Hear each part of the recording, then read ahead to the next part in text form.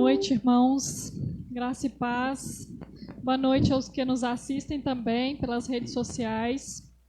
Vamos iniciar o nosso culto de louvor, adoração ao nome do nosso Deus, louvando a Ele com uma oração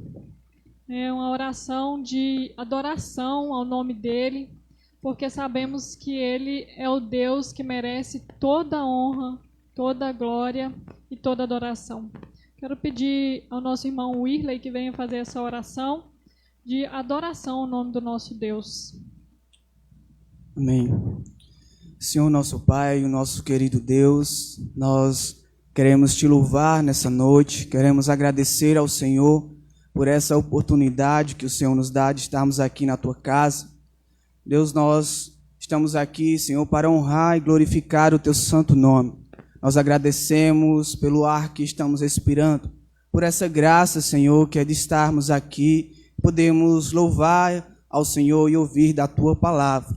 Entregamos esse culto, Senhor, em tuas mãos, e que de fato, Senhor, esse culto seja para a honra e glória do teu santo nome. É assim que nós oramos, quebrando o nosso coração, que nós vamos de fato cultuar somente ao Senhor Jesus, o nosso Rei, o nosso Salvador. É assim que nós oramos e agradecemos e louvamos no nome de Cristo. Amém. Convido os irmãos a abrirem a palavra do Senhor no Salmo de número 134. Todo o Salmo.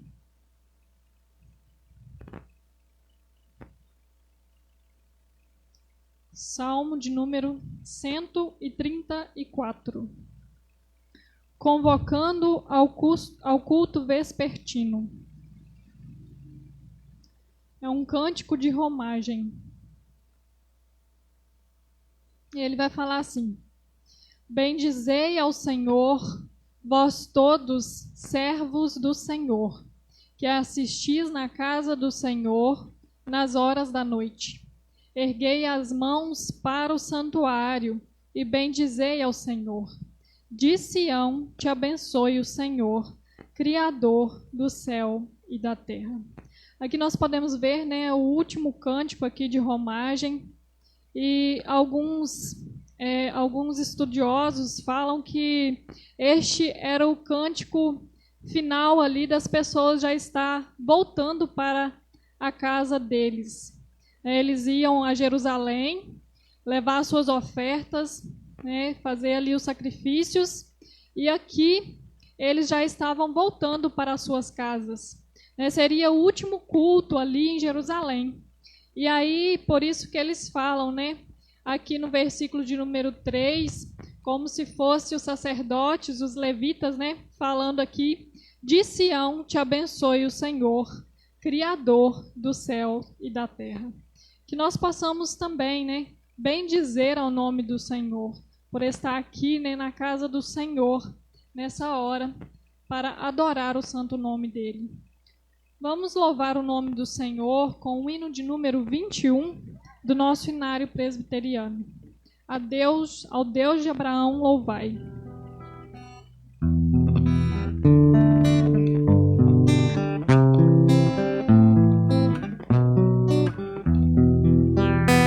Ao Deus de Abraão louvai, do vasto céu, Senhor, eterno e poderoso Pai e Deus de amor, augusto Jeová, que terra e céu criou. Minha alma ao nome exaltará, do grande eu sou. Ao Deus de Abraão louvai, expor mandado seu. Minha alma deixa a terra e vai gozar no céu. O mundo desprezei, seu lucro e seu louvor, e Deus por meu quinhão tomei. Rei e protetor. Meu guia Deus será, seu infinito amor, feliz em tudo me fará, por onde eu for. Tomou-me pela mão, nas trevas deu-me luz, e dá-me eterna salvação por meu Jesus.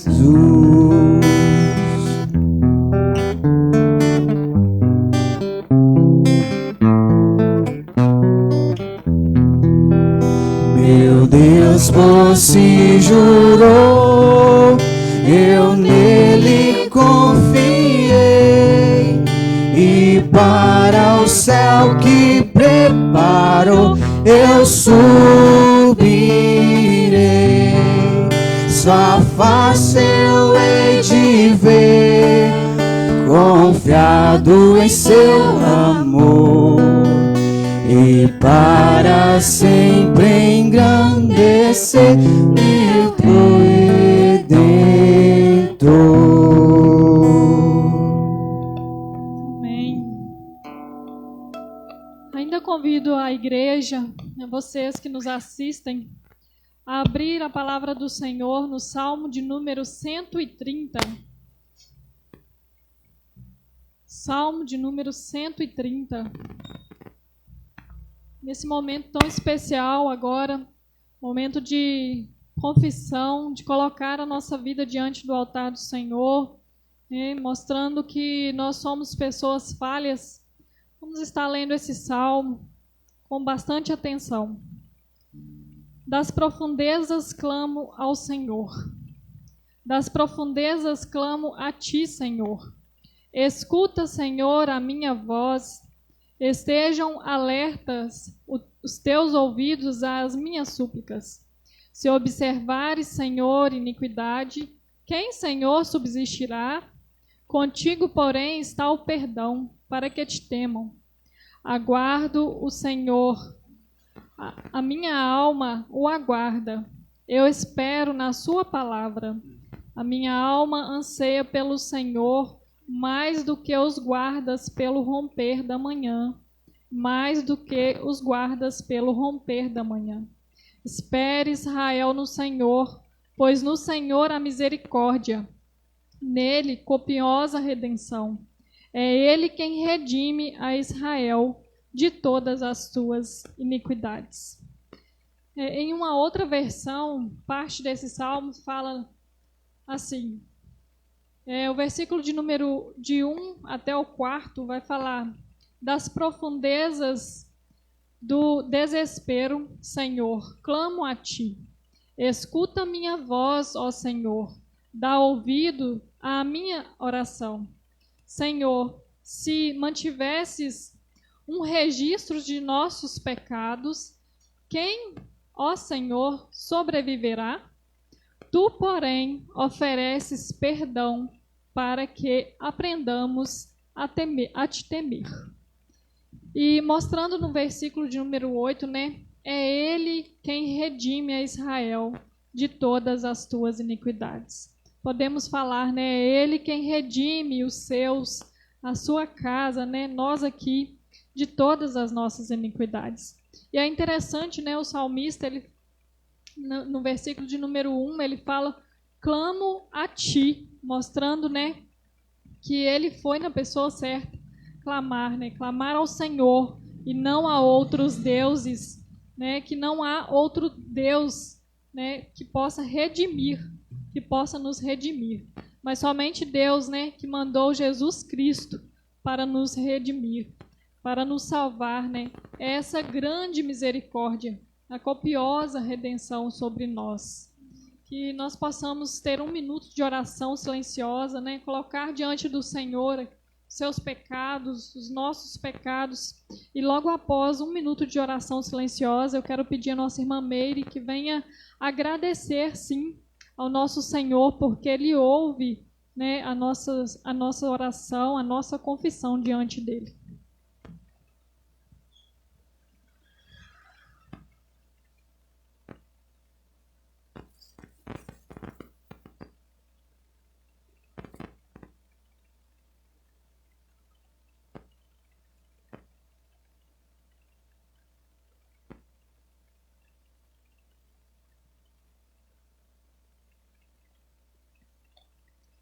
Senhor Deus, amado Pai, nós queremos te louvar, te adorar, te bendizer, Deus, nessa noite. Louvar ao teu nome, ó Deus, pelas tuas maravilhosas bênçãos, pelo teu amor, Pai, o teu cuidado. Te louvar, ó Deus, pela tua misericórdia, o teu muito amor e o teu muito perdão sobre as nossas vidas. Nós te louvamos, Pai, porque o Senhor nos achou, Deus, sujos no pecado e o Senhor nos redimiu, Deus, com o teu sangue lá naquela cruz.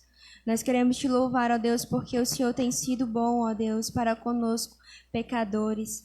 Obrigada, Jesus, por tamanha graça. Louvado seja o teu nome, ó Deus, por nos abençoar, Pai, e nos redimir diante do Senhor todos os dias, ó Deus. Nós te louvamos, Pai, porque as tuas misericórdias se renovam a cada manhã, ó Deus. Nós te louvamos e te adoramos, Pai, por ser um Pai de amor e um Pai de grande misericórdia para com nossas vidas, ó Pai. Nós te louvamos e te adoramos por isso, Senhor. Em nome de Jesus. Amém. E ainda em continuação ao louvor, né? Vamos cantar este hino. No início eras a palavra, um com Deus, o Altíssimo. O mistério de tua glória, Cristo em ti se revelou. Ele, mais embaixo, fala que ele venceu a morte, né? O véu, ele rompeu e a tumba está vazia porque ele ressuscitou.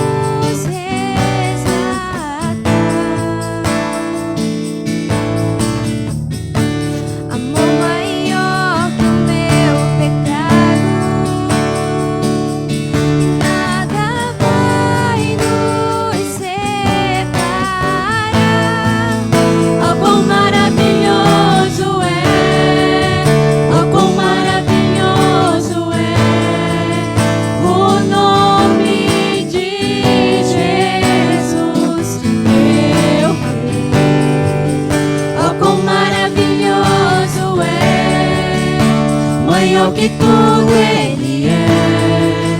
Oh, quão maravilhoso é o nome de Jesus. Oh, quão maravilhoso é o nome de Jesus.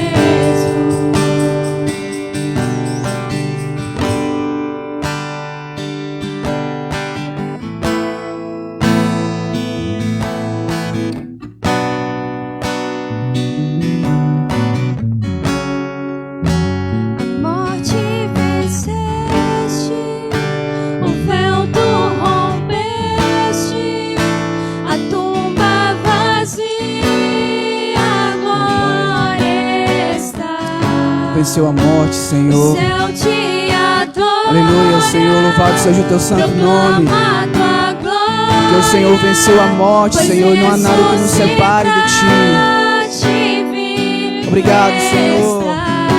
O Senhor vive. O Senhor não ficou na tumba, Senhor. Aleluia. Hoje pra sempre reinarás. Teu é o reino, tu é a glória, e acima de tudo nome está. Poderoso esse nome é, poderoso esse nome é. O nome de Jesus, meu Rei. Poderoso esse nome é, mais forte que tudo é. Poderoso esse nome é, o nome de Jesus. És invencível, inigualável. Hoje pra sempre reinarás. Teu é o reino, tu é a glória, e acima de tudo nome está. Poderoso esse nome é, poderoso esse nome é, o nome de Jesus, meu Rei. Poderoso esse nome é, mais forte que tudo é. Poderoso esse nome é, o nome de Jesus. Poderoso esse nome é, o nome de Jesus. Poderoso esse nome é, o nome de Jesus.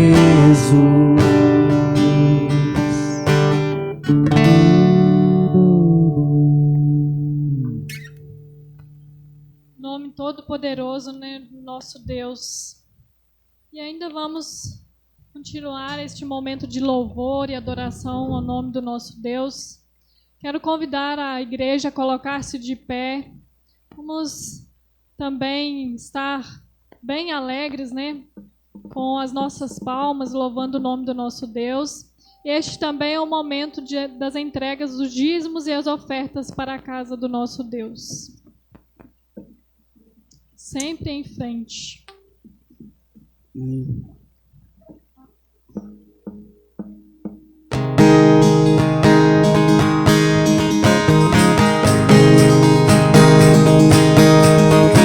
No escuro caminho aqui, angústia e o sofrer ao meu lado. Fraco estou, o Eterno me ensina a ouvir, viver, morrer e ser condenado. Me faz em quem sou, Deus vivo que nos encontra. Tua cruz nos faz morrer, então viver em ti. Canta, nosso Deus é grande, conhecer tua graça abundante. Na tua mesa o banquete do amor, que transborda e cura a dor. Nos chamou para a liberdade, nele está toda a verdade. Sempre em frente, em mente o amor, que transforma e dá sentido a toda dor. Nos coloca pra fora de nós, entender que não é nossa força força que nos faz vencer, não. Verdade que nos faz sonhar, depender da tua promessa, que nunca falhou. Deus vivo que nos encontra, tua cruz nos faz morrer, então viver em ti. Canta, nosso Deus é grande, conhecer tua graça abundante na tua mesa, o banquete do amor que transborda e cura a dor. Nos chamou para a liberdade, nele está toda a verdade, sempre em frente, em mente o amor que transforma e dá sentido a toda dor.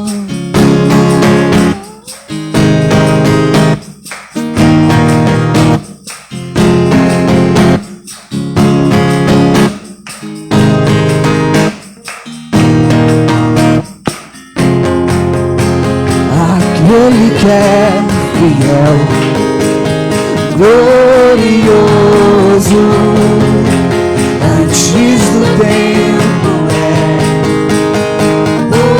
poderoso, ao único Deus que nos guardará em Cristo Senhor, pra sempre. Amém.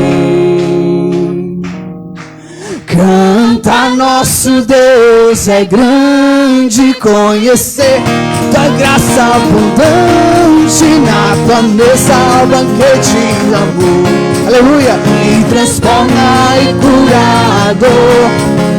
Nos chamou para a liberdade, nele está toda a verdade, sempre em frente, em mente o amor que transforma e dá sentido a toda dor.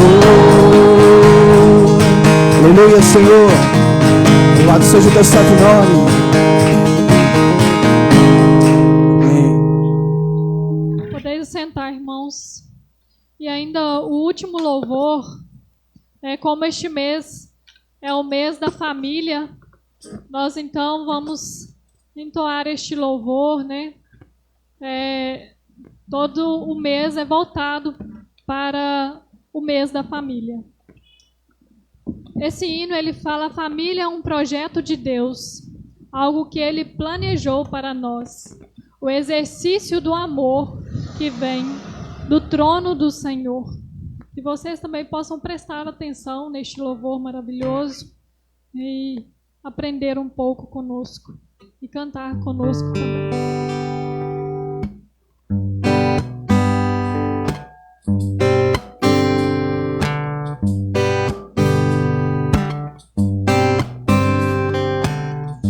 A família é um projeto de Deus, algo que Ele planejou para nós, o exercício do amor que vem do trono do Senhor.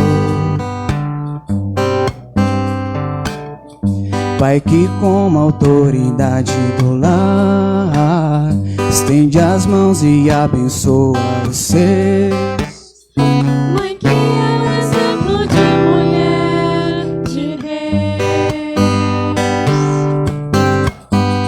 Filhos que obedecem aos seus pais, unidade entre os irmãos, e o casal que se ama e tem Cristo Jesus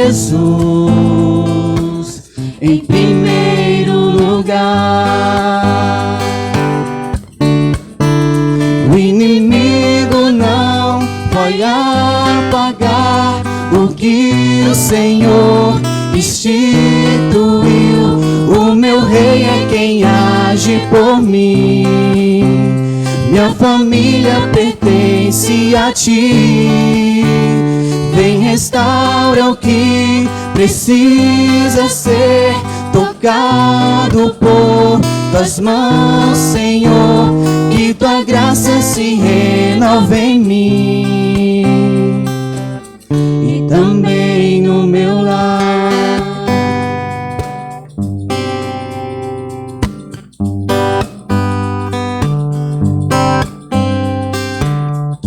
A família é um projeto de Deus, algo que Ele planejou para nós. O exercício do amor que vem do trono do Senhor. Oh, oh, oh, oh. Pai que com a autoridade do lar estende as mãos e abençoa os seus. Mãe que é o exemplo de mulher de Deus.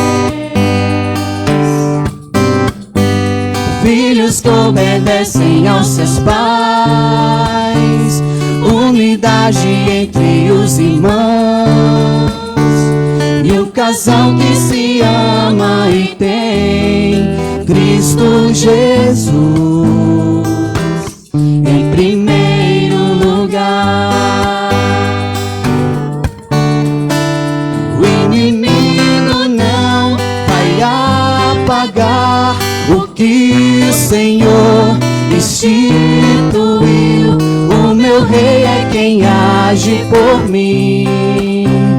Minha família pertence a ti. Vem, restaura o que precisa ser tocado por tuas mãos, Senhor. Que tua graça se renova em mim e também no meu lar. Vamos mais uma vez, ó. O inimigo não vai apagar. Vamos lá, igreja. O que o Senhor instituiu. O meu rei é quem age por mim. Minha família pertence a ti. Você possa declarar isso. Vem, restaura o que precisa ser tocado por tuas mãos, Senhor. Que tua graça se renova em mim e também no meu lar.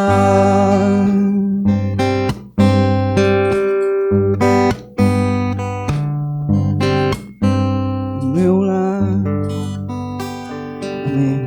Senhor Deus, Pai, que realmente, ó Pai, a graça do Senhor possa estar sobre a nossa vida, sobre o nosso lar, ó Deus. Nós pedimos ao Senhor. Queremos também, ó Deus, agradecer por este momento tão importante aqui na casa do Senhor, em poder entregar os dízimos e as ofertas, ó Pai, para a casa do Senhor, para a obra do Senhor, ó Deus. Que o Senhor possa abençoar cada irmão, ó Deus, que depositou aqui os seus dízimos e as ofertas. E aqueles, ó Deus, que ainda, ó Pai, não conseguiram, ó Deus, depositar, que o Senhor, ó Deus, possa sempre estar provendo na casa deles também. Que também, ó Deus, o Senhor possa continuar tocando o coração, ó Deus, de cada um, para ter este compromisso contigo, ó Pai. Ó Deus, neste momento também tão importante da palavra do Senhor, que nós possamos, ó Deus, compreender, ó Deus, a palavra do Senhor, prestar atenção, ó Deus, na palavra do Senhor. Nos ajude, Deus. Abra o nosso entendimento, abra os nossos ouvidos, ó Pai, que nós possamos entender e praticar também a palavra do Senhor. Colocamos todo este culto, ó Deus, para louvor e engrandecimento do nome do Senhor. Deus, nós somos agradecidos por poder, ó Pai, louvar e engrandecer o nome do Senhor. Em nome do teu Filho Jesus. Amém. A palavra está com o missionário Elionás.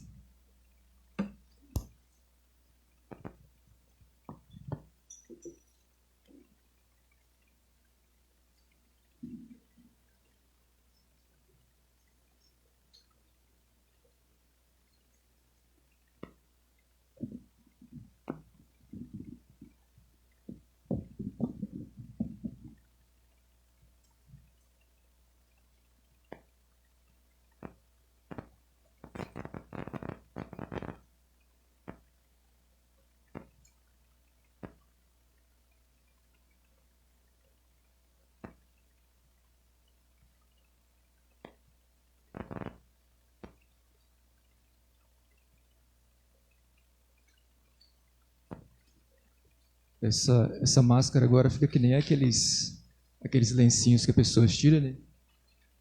E guardam no bolso. Boa noite, irmãos. A graça e a paz do nosso Senhor Jesus. É um privilégio, né, nós estarmos aqui nesse mês especial. Obrigado, Flávio.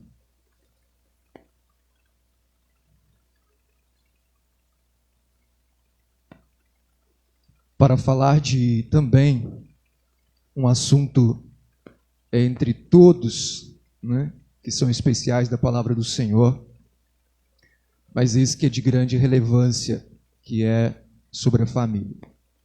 E nós temos, né, na Igreja Presbiteriana do Brasil, esse mês de maio aí reservado, né, para que as mensagens, para que nós possamos nesse mês refletir um pouco mais nesse assunto de extrema importância para Deus. Talvez nem de tanta relevância para nós, mas para Deus é de extrema relevância. E em tempos, né, onde tem se proposto vários modelos de família, vários modelos de vivência, mais do que nunca se faz necessário nós pensarmos biblicamente o que o Senhor nos fala sobre a família. Né? Como os seus filhos, como aqueles que creem na palavra revelada de Deus, nós sabemos que ela é a nossa regra de fé e prática. Então, muito nos interessa, né, saber o que o Senhor aí diz sobre a família. Eu gostaria que você abrisse a sua Bíblia em Gênesis, capítulo 2. Gênesis, capítulo 2, a partir do versículo de número 15 até o versículo de número 21.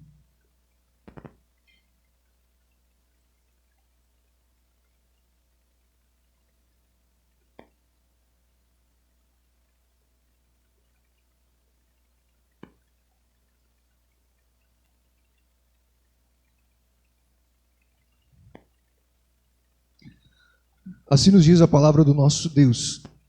Tomou, pois, o Senhor Deus ao homem e o colocou no jardim do Éden para o cultivar e o guardar. E o Senhor Deus lhe deu esta ordem: de toda árvore do jardim comerás livremente, mas da árvore do conhecimento do bem e do mal não comerás, porque no dia em que dela comeres, certamente morrerás. Disse mais o Senhor Deus: não é bom que o homem esteja só. Far-lhe-ei uma auxiliadora que lhe seja idônea. Havendo, pois, o Senhor Deus formado da terra todos os animais do campo e todas as aves dos céus, trouxe-os ao homem para ver como este lhes chamaria. E o nome que o homem desse a todos os seres viventes, esse seria o nome deles. Deu nome o homem a todos os animais domésticos, às aves dos céus e a todos os animais selváticos. Para o homem, todavia, não se achava uma auxiliadora que lhe fosse idônea. Então, o Senhor Deus fez cair pesado sono sobre o homem, e este adormeceu. Tomou uma das suas costelas e fechou o lugar com carne. Senhor Deus, querido Pai, nós louvamos o Teu santo nome por tantas coisas grandiosas e maravilhosas através da Tua providência o Senhor tem derramado sobre as nossas vidas. E entre todas elas, ó Deus, a mais bela de todas e a mais valiosa de todas, a salvação em Cristo Jesus. Ó Pai, nós louvamos o Teu santo nome por um período tão tenebroso da história, o Senhor nos permitir como igreja, como uma Assembleia Solene do Senhor, nos reunir aqui, ó Deus, nesta localidade, para louvar o Teu santo nome. Diante dessa grandeza, diante desse privilégio, coloque, ó Deus, no nosso coração, Deus, de seres pecadores, de seres, ó Deus, ínfimos, miseráveis diante do Senhor, temor, reverência, ouvido sensível, um coração, ó Deus, contrito, para que possamos, ó Deus, ouvir a Tua palavra, para que possamos, ó Deus, ter, ó Deus, vontade de praticar, ó Deus, aquilo que nós ouvimos aqui nessa noite. Tenha misericórdia de nós, ó Deus. Não deixe que do nosso coração, a nossa mente venha afugentar-se do Senhor aqui nessa noite, nesse momento, onde o Senhor, ó Deus, se revela e se manifesta através da Tua palavra. Nós te louvamos no nome santo, ó Pai, e precioso do Teu Filho Jesus. Amém.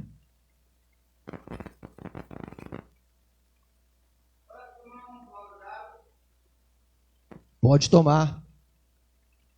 Ô Felipe, se puder auxiliar para tirar água ali, se for entornar alguma coisinha, tá?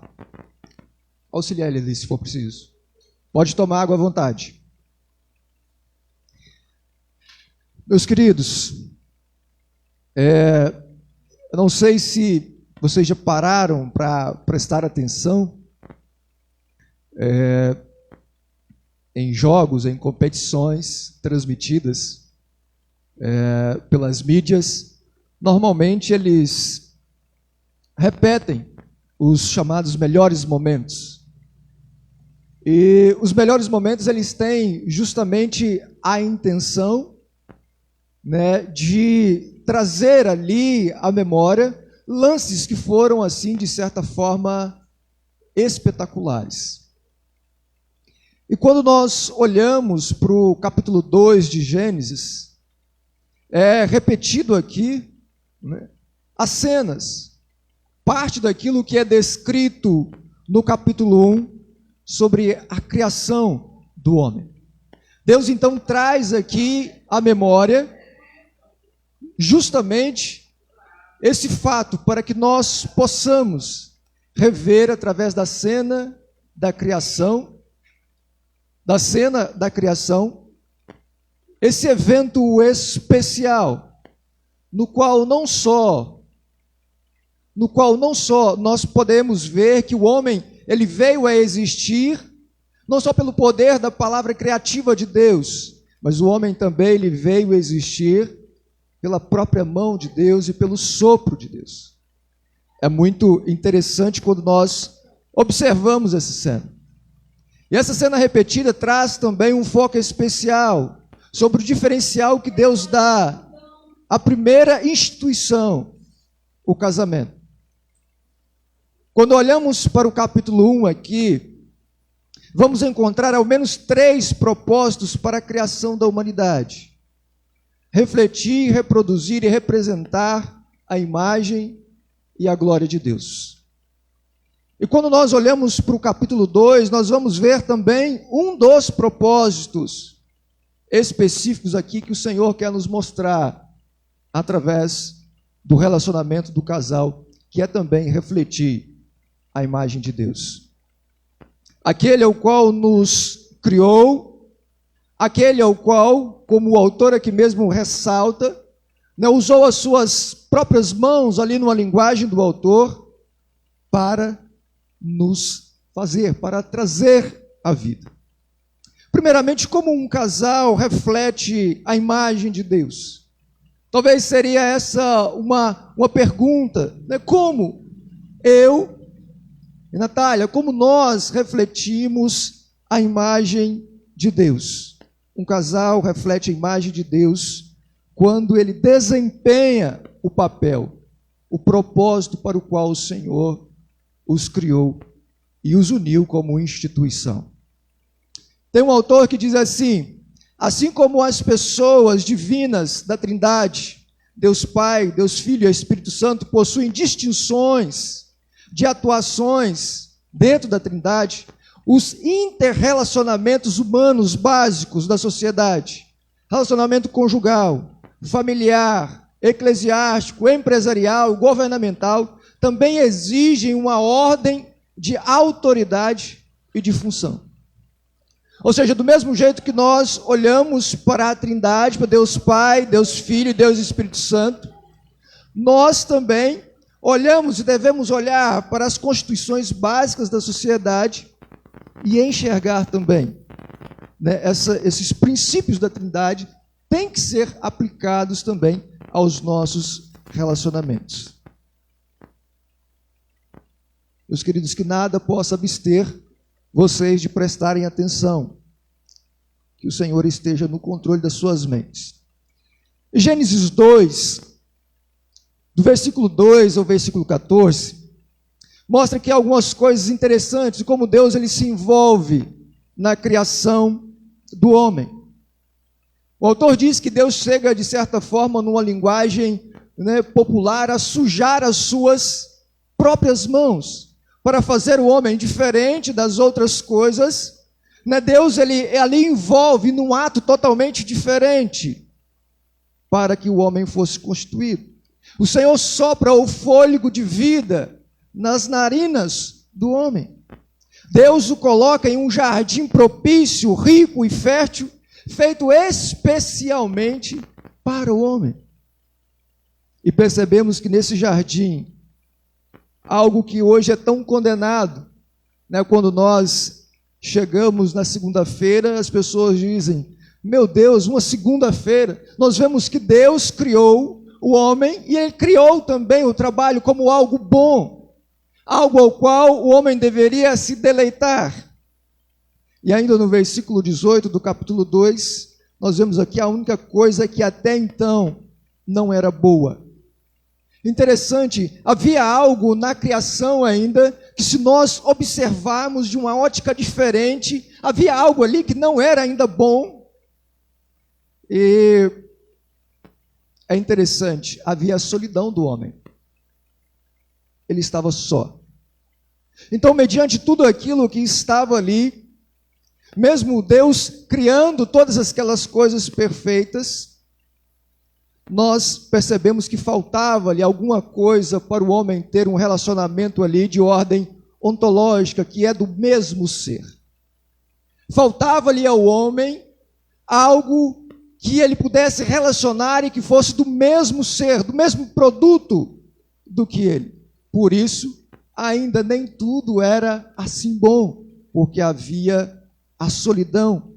O homem não podia se relacionar de forma horizontal, intrapessoal, assim como nós vemos na Trindade.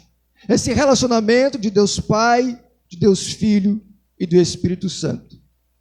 Baseado no relacionamento da Trindade, um autor, comentarista bíblico, chama Keller, e diz assim, olha, a natureza de Gênesis nos mostra que a nossa intensa capacidade relacional, de relacionar com as pessoas, dada por Deus, não se satisfaz inteiramente em nosso relacionamento vertical com Deus. Ele nos criou para precisarmos de relacionamentos horizontais uns com os outros. Por isso, até mesmo no paraíso, a solidão era algo terrível. Até mesmo no paraíso, diante de todas as coisas que foram criadas, belas e perfeitas, pensar no quesito da solidão era algo terrível, porque Deus nos criou seres para relacionarmos uns com os outros. E exemplo disso é nós estarmos aqui hoje, né, reunidos como igreja, reunidos aqui como um corpo de Cristo, e nós estamos unidos aqui nesse momento. Nós carecemos, e nessa pandemia ficou cada vez mais evidente o quanto nós fomos criados para relacionarmos uns com os outros. E algumas coisas, aqui algumas considerações do porquê não era bom que o homem ali vivesse só. A primeira coisa, era incapaz de o homem refletir a unidade na diversidade. Ele teria dificuldade, não teria como ele refletir ali algo, a imagem de Deus, numa unidade em relação à diversidade, porque ele estava só. Sozinho era incapaz de reproduzir novos adoradores. E aqui nós entramos num quesito, né, muito simples. Por isso que há e deve-se ter em mente sempre o critério que é bíblico, homem e mulher. Sozinho ele teria dificuldade de subjugar a terra, cultivando-a e guardando-a. Porque Deus então institui ali naquele instante, retira a solidão do homem, e a partir daquele momento há uma complementariedade dos dois. Aquilo que de certa forma que apontava como falta no homem, a mulher vai vir para complementar. E essa junção tem um objetivo principal, que é refletir a imagem de Deus, que é glorificar o nome de Deus. Nós hoje temos várias visões sobre o casamento desde muito tempo, né? As pessoas pensam que casar é você ter uma outra pessoa para juntar um pouco de dinheiro e ter uma vida melhor, que casar é você literalmente se tornar uma pessoa totalmente feliz e completa. Mas quando nós olhamos para as Escrituras, para a palavra de Deus, nós vamos ver que o casamento ele tem um foco principal, que é refletir a imagem de Deus. E diante disso, eu quero trabalhar com vocês dois tópicos relacionados ao tema dessa noite, que é um para o outro e ambos para Deus. Quando nós olhamos essa frase, né, um para o outro, ambos para Deus, na sociedade a qual nós vivemos, uma sociedade totalmente individualista, isso eu falo em relação aos gêneros, as pessoas buscam cada vez mais, né, um individualismo. Talvez quando nós olhamos aqui um para o outro e ambos para Deus, nós poderíamos pensar mais um contra o outro e os dois contra Deus. É mais o que nós vemos na sociedade de hoje do que esse um para o outro e ambos para Deus, o tema que nós trabalharemos aqui. E o primeiro tópico de um para o outro e ambos para Deus é a mulher e sua missão de auxiliar o homem. A mulher e sua missão de auxiliar o homem. A palavra aqui auxiliadora, né, que nós vemos aqui no versículo de número 20, ela é de certa forma muito interessante, ela tem frustrado muitas pessoas, porque muitas pessoas têm uma visão de que a mulher, na questão da auxiliadora, ela é uma palavra que traz um sentido de rebaixamento, é uma palavra que traz um sentido de escravidão. Pelo contrário, essa palavra ela não está carregada de menosprezo. Quando nós voltamos os nossos olhos para as Escrituras, principalmente no Antigo Testamento, as 21 vezes que essa palavra aparece no Antigo Testamento, falando da questão de auxílio, ela se refere 17 vezes ao próprio Deus. Então, a mulher ela tem um papel totalmente importante na vida do esposo. Ela tem um papel totalmente relevante na vida e no casamento. Mas, ao contrário do que é pensado e muito falado, não é um papel de rebaixamento, não é um papel frustrado, mas pelo fato também de essa palavra estar ligada ao próprio Deus, muitas pessoas dizem, então há um fator igualitário, né, entre o homem e a mulher. Não há. Quando nós olhamos aqui o contexto, ele não aponta para isso, pois mesmo dentro da Trindade, Deus Pai, Deus Filho e Espírito Santo, há uma igualdade ontológica do ser. Eles são, ou seja, do mesmo produto, mas há uma diferenciação funcional do fazer. Ou seja, mesmo sendo ali da mesma propriedade, cada um tem uma ordem, uma função a ser cumprida e que foi estabelecida. Assim, quando nós olhamos também para o homem e para a mulher, há uma igualdade ontológica do ser, mas há uma diferenciação funcional do fazer. Deus fez a mulher como homem, mas diferente o bastante para completá-lo. Diferente o bastante para completá-lo. Olha que interessante, Deus fez a mulher como o homem, no aspecto do ser, da mesma propriedade, mas diferente o bastante para complementá-lo. E quando nós olhamos aqui, né, cada um aqui lhe serviria de complemento para o outro. E assim Deus faz agora uma avaliação, não mais o homem na sua situação de solidão, Mas Deus agora faz uma avaliação onde Ele entrega ao homem uma auxiliadora, aquela que iria complementá-lo, e Deus diz, muito bom. Agora sim, muito bom. Meus queridos, quando nós olhamos isso aqui, entendemos e desempenhamos de forma alegre os respectivos papéis dentro do casamento, nós vamos ver que isso reflete os papéis da Trindade. A maneira como a Trindade se relaciona, ela deveria ser aplicada na maneira como nós nos relacionamos dentro do casamento. Qualquer abordagem aí sobre os papéis dentro do casamento que não leve em consideração os propósitos aqui dos papéis dentro do casamento, que é refletir a imagem de Deus, qualquer comparação que é feita, olha, o meu papel no casamento é esse, o meu é esse. Não, você está observando o seu papel através da ótica das Escrituras, que é refletir a imagem de Deus, que é glorificar o teu santo nome. Se não, nós estamos sendo equívocos em fazer essa comparação. E quando olhamos para o homem como cabeça sobre a mulher, devemos também olhar, principalmente a mulher, para Deus Pai e o cabeça, que é o cabeça de Cristo. Quando nós olhamos, nem assim Cristo deixa de ser menos Deus. Nem assim, quando Deus é Deus Pai, o cabeça de Cristo, nem assim Cristo deixa de ser menos Deus. Não há conotação de inferioridade.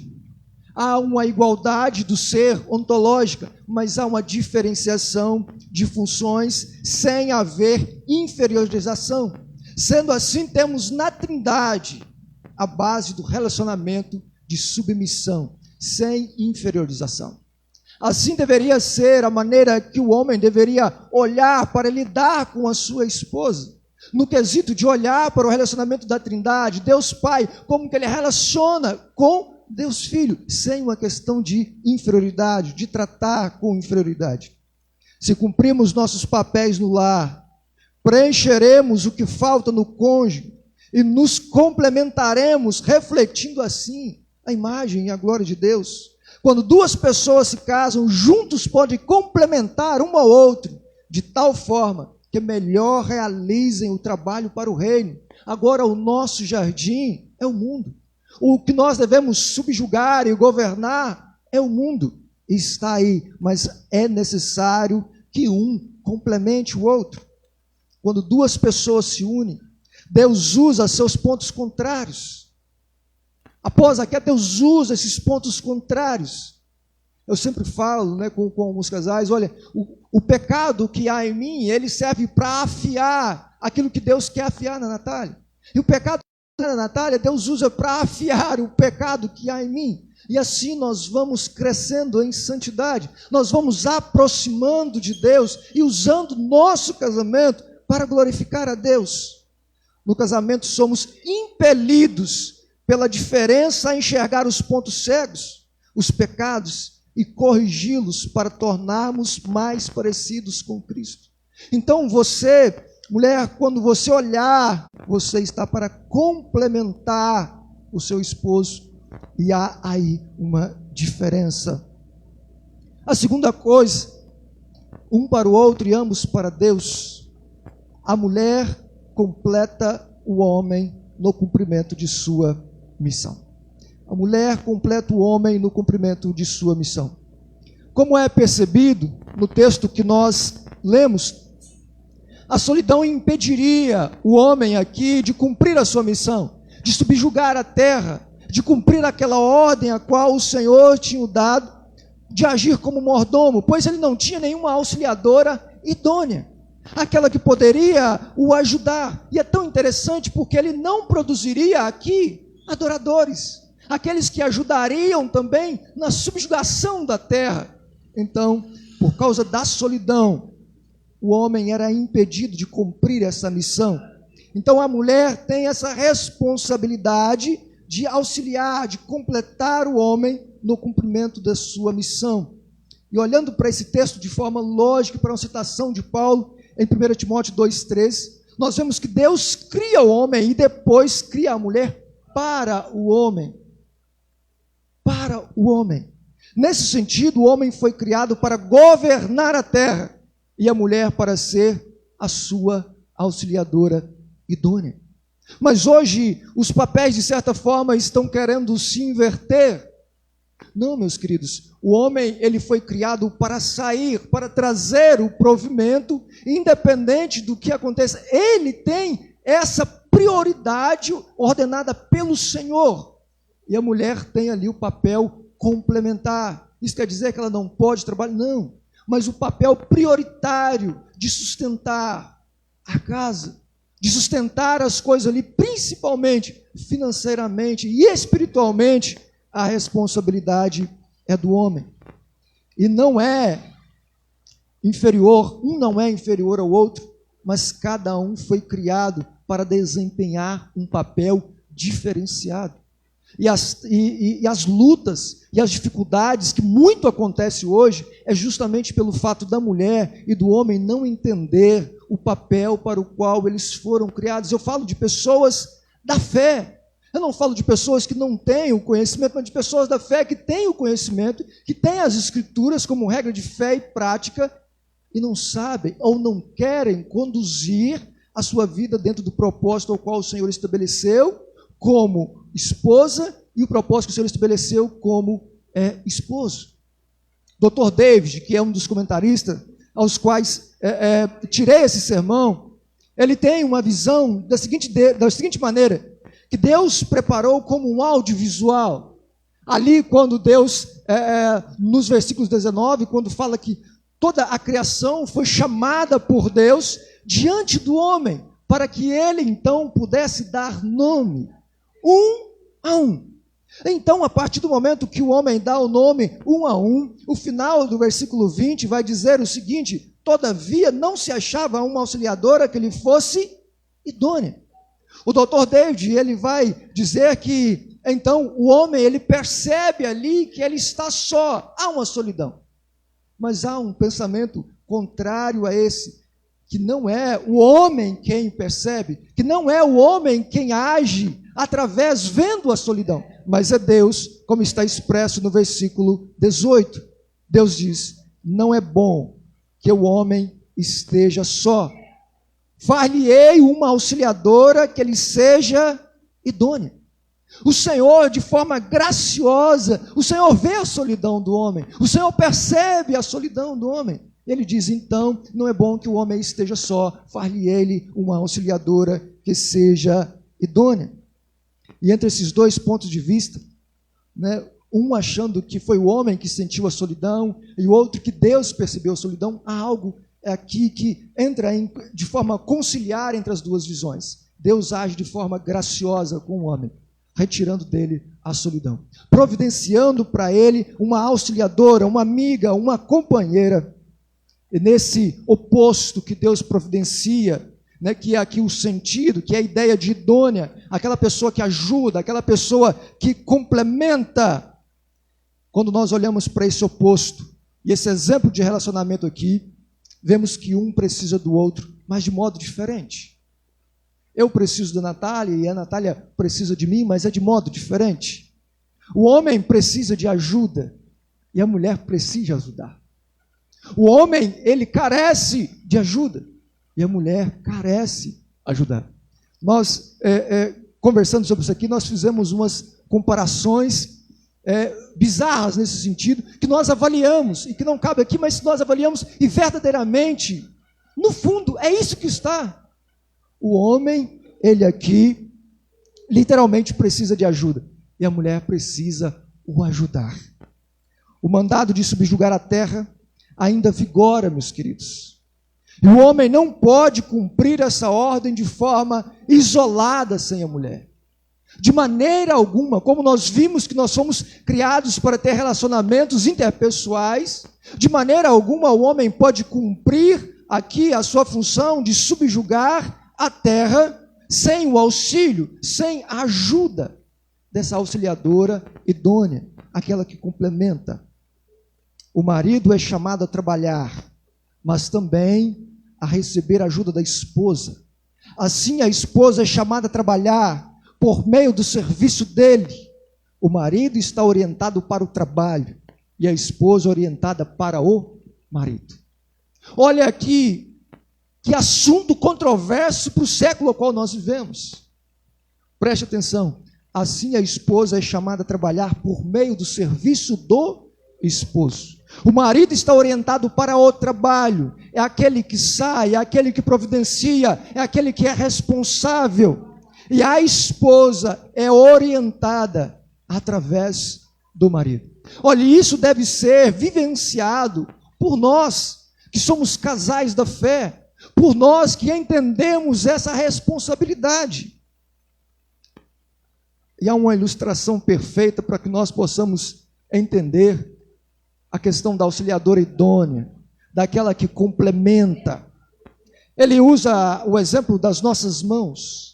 Elas são opostas uma à outra, elas são parecidas, mas quando nós as juntamos, nós vemos que uma foi feita para a outra, para se complementarem, para se tornarem mais fortes. Então uma complementa a outra e ambas servem a Deus.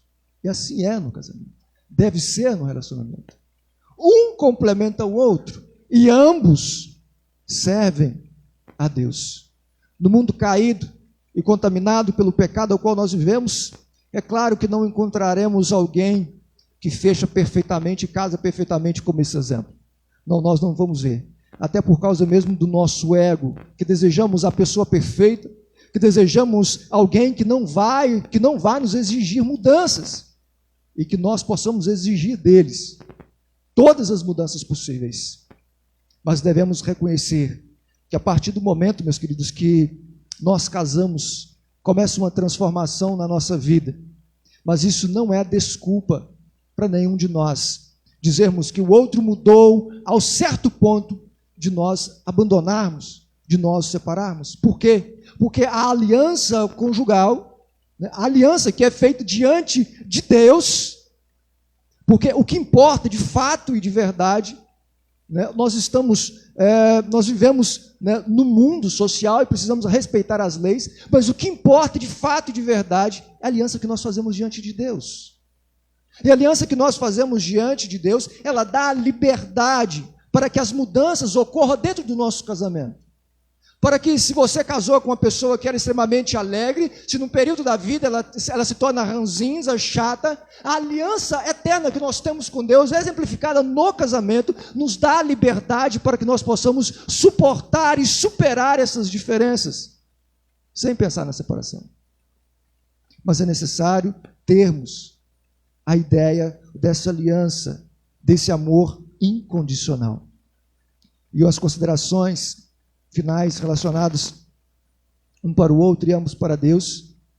Quando nós olhamos aqui para aquele flashback, para a câmera lenta, para os melhores momentos, de Gênesis 2, como nós começamos a falar aqui, que demonstra a criação do homem e da mulher, faz-nos apreciar os detalhes de como o relacionamento deles, do homem e da mulher, eles complementam e refletem a imagem de Deus. Como a ideia de Deus, o projeto de Deus original era justamente esse. Aquele que mais adiante, esse projeto que mais adiante no capítulo 3, nós vemos ele sendo desfeito pelo descuido e pela desobediência do homem. Mas apesar da queda, em Cristo, meus queridos, em Cristo o marido e a esposa podem ter um relacionamento complementar restaurado. Em Cristo nós podemos olhar para o nosso esposo e olhar para a nossa esposa de uma maneira diferente. Em Cristo nós podemos entender a intenção de Deus a nos dar uma auxiliadora. Em Cristo a esposa pode entender qual que é a intenção de Deus em dar para você um provedor, em dar para você um esposo. Em Cristo a esposa vai entender como ela deve servir ao Senhor, não só na igreja, mas no trabalho. Em Cristo todas as coisas, elas podem ser ali subjugadas e resolvidas dentro de uma orientação bíblica, não dentro daquilo que nós achamos que deve ser, ou aquilo que a sociedade acha que deve ser, mas aquilo que Deus determinou que deve ser. E o Espírito de Deus, ele nos capacita a fazer o sobrenatural. amar sacrificialmente e submeter-se assim como Cristo. O maior exemplo de relacionamento que nós temos. Né? Os que estão pensando em entrar aí num casamento. Esse é o exemplo de casamento. O exemplo de Cristo com a igreja. Esse amor sacrificial. A submissão de Cristo a Deus Pai. Esse é o exemplo de submissão. E de forma prática para nossas vidas, meus queridos, nós precisamos um do outro no casamento. Não só no casamento, mas na nossa vida, como nós estamos vendo aí. Nós precisamos um dos outros. Essa pandemia, mais do que nunca, ela revelou como nós precisamos um dos outros. Do mesmo jeito que no casamento, umas vezes, a perna é mais forte, há o que é cabelo, que é mais frágil. Assim também é na igreja, como Paulo diz. Por isso nós precisamos um do outro, isso é fato. E casamento é complementariedade e não competição. Você não casa para competir. Você não casa para quem vê quem ganha mais, quem sustenta mais, quem pode pagar a viagem, quem pode comprar a melhor roupa. Não, casamento é complementariedade. Não devemos tentar modelar o nosso cônjuge, a nossa própria imagem. Casar com alguém pensando fazer aquela pessoa aquilo que nós tanto ansiamos, mas casemos com a pessoa desejando que ela se torne aquilo que Cristo deseja. É totalmente diferente uma coisa da outra, porque talvez aquilo que Cristo deseja não é nem um pouquinho perto daquilo que você deseja para a pessoa com a qual você se está relacionando. Os dois precisam maximizar, ou seja, falar, vislumbrar os dons e talentos em prol um do outro e de sua missão. Nós precisamos enxergar os dons e talentos um dos outros. As necessidades um do outro devem ser preenchidas com a habilidade um do outro. Essa complementariedade, essa auxiliadora idônea que o Senhor deu. Da mesma maneira, o homem também, como é a terceira aplicação. Se a mulher é o auxílio perfeito para o homem e corresponde às suas necessidades, o contrário também é verdade. Sendo assim, o homem deve tomar cuidado para não abafar a contribuição da esposa no casamento. Por isso que é tão necessário, é tão importante nós entendermos qual que é o papel bíblico da esposa, qual que é o papel bíblico do esposo, para que nós possamos olhar um para o outro e agirmos de maneira a completar um ao outro e cada vez mais refletir a imagem de Deus, a glória de Deus. E olhando, meus queridos, para esse tema qual nós abordamos aqui essa noite, eu lembro do que foi orado aqui no começo. Graça, nós precisamos de graça, a graça de Deus. Nós precisamos de graça de Deus, a misericórdia de Deus sobre as nossas vidas. Sabe por quê? Como seres caídos, como seres pecaminosos. E um exemplo clássico disso, nós vivenciamos. Olha como a sua mente é volúvel por causa do pecado. Como a sua mente é volúvel por causa do pecado. O quanto nós carecemos de Deus para vivermos dia após dia em um casamento. Para que nós possamos entender literalmente o que é completar um ao outro e não competir um com o outro. E que nós estamos no casamento principalmente com uma missão de mostrar para o mundo, de refletir para o mundo o relacionamento perfeito de Deus. Não esqueçamos disso. Não esqueçamos disso. Você que vai entrar em um casamento ou você que já está num casamento. Pense nesse quesito. Qual que é a função primordial do seu casamento? Para onde você deve olhar como modelo de relacionamento? Que o Senhor derrama a tua graça sobre nós, assim como Ele disse com Paulo, né? A sua misericórdia, porque é dela que nós precisamos sobre as nossas vidas. Meus queridos, um culto abençoado. É isso, meus queridos, abençoado. É a presença, Deus traz pessoas assim. Né? São a situação nossa, que já tivemos um dia espiritualmente. E nós devemos entender isso. Por isso que nós precisamos um dos outros. Um dos outros. Um dos outros. Porque são pessoas assim que Cristo abraça. Que Cristo chega perto Então é por isso que nós precisamos entender o que é relacionar. Relacionamento bíblico. Senhor, nós te louvamos e te rendemos graças por essa noite, pelo privilégio que o Senhor nos concedeu, Deus, aqui nessa noite, de falar de uma instituição sagrada, que é o casamento, de algo, ó Deus, maravilhoso, algo que não nasceu, ó Pai, do coração do homem, mas nasceu como um projeto do Senhor, na eternidade, para que o teu nome fosse glorificado, para que a tua imagem, ó Deus, fosse refletida. Tenha misericórdia de nós, como seres caídos, seres pecaminosos, mas que em Cristo Jesus, ó Pai, nós possamos ter força para levar os nossos relacionamentos, principalmente, ó Deus, esposo e esposa, os nossos relacionamentos também, ó Deus, de namorado e namorada, noivos, ó Pai. Que nós possamos entender que o alvo, que o propósito principal é desempenhar os papéis revelados na Escritura para que o teu nome seja engrandecido, para que possam ver, ó Deus, através das obras espirituais do casamento, o quanto o Senhor é um Deus maravilhoso, que une seres pecadores para viverem juntos e para glorificar o teu santo nome. Nós te louvamos, ó Deus, por essas vidas que nos visitam aqui essa noite, vidas que o Senhor nos trouxe aqui, ó Deus, para ouvir essa mensagem. Não sabemos o porquê, mas o Senhor sabe o porquê e sabemos que a tua palavra jamais volta vazia. Ó Deus, que o teu Santo Espírito, ó Pai, alcance esses corações, transforme essas vidas, ó Deus, e que eles entendam, ó Pai, e percebam a maravilha que é servir ao Senhor, estar na tua presença, e entender que apesar dos sofrimentos, das aflições que esse mundo tanto, ó Deus, intenta em colocar sobre nós por causa do pecado, haverá um dia de alegria plena. Ó Deus, um dia onde nós não olharemos tortos uns para os outros.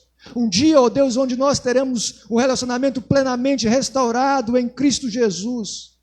Ó Deus, que eles possam ter o vislumbre, ó Pai, de uma casa eterna, de uma morada, ó Deus, eterna, providenciada em Cristo Jesus. Porque Cristo morreu para os seus sem acepção.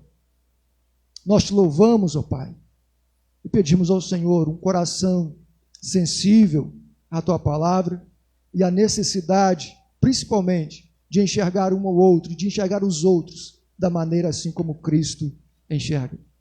Nós te louvamos no nome santo e precioso do teu Filho Jesus. Amém e amém.